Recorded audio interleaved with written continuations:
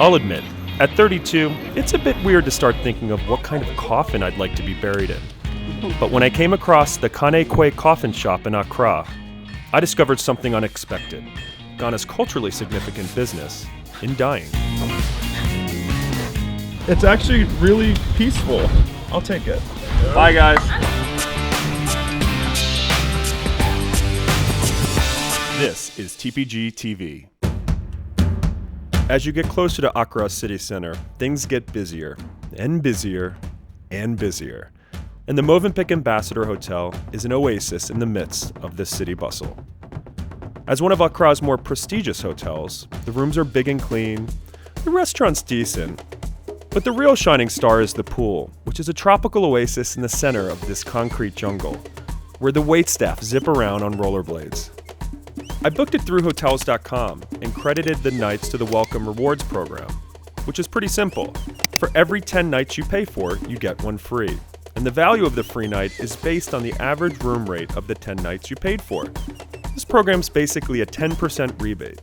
So if you're ever booking a hotel that's not a part of a loyalty program, you might want to consider Hotels.com. When first exploring a new country, I love to know about its quirks, and Ghana has no shortage of them. When a friend of mine mentioned the Ghanaian cultural phenomenon of fantasy coffins, I had to check it out for myself. Right in the heart of Accra is Kane Kwei Coffins, the city's oldest and most well-known proverbial coffin shop, or Pompidou Adakai, as they're known locally. Ernest here is the owner. His father handed down the shop to him after he passed in 1992. I have been building coffins for the past 30 years and counting. This is the first place that the whole artistic thing started, so it's known all over the world. I arrived with my friend Jaime, who came to Ghana with me for the Peace Jam event, and decided to join me on my morbid tour of the coffin factory. I would not think that would be a traditional coffin. So I see, so the head actually goes into the engine? No. The legs will enter the... Oh, the legs go into the engine and the head would come down here. Yeah. Oh, wow. Nice. How long did it take to make this? It will take about 2 weeks to... 2 weeks. I work in travel, so I'm always on airplanes. So could you do like a 747 plane? Yeah. A big one, though. Long one, very long one. You could do that, but you just start getting a little ahead of myself. With the help of our translator, what I gathered from Ernest is that these coffins take months to build and can run up to $2,000 US, or more.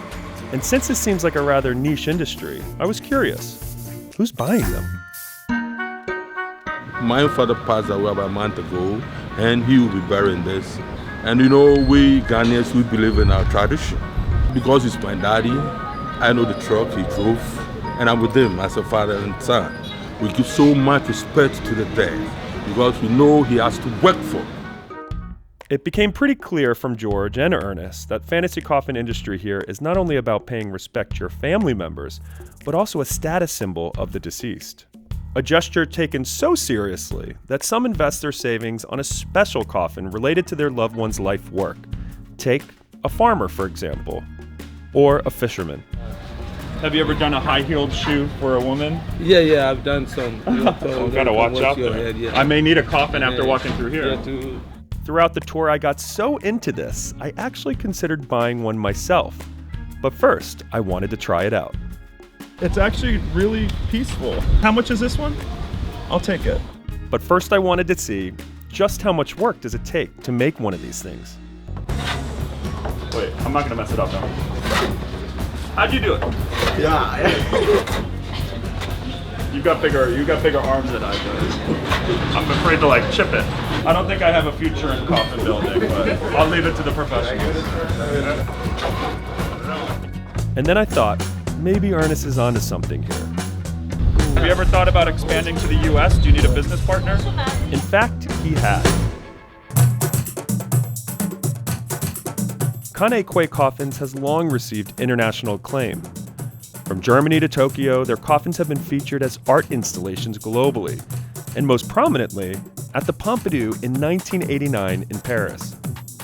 And while I admire this little hidden gem of an industry and art form in Ghana, I think I'll let Ernest here continue building his fantasy. Thank you so much for having us.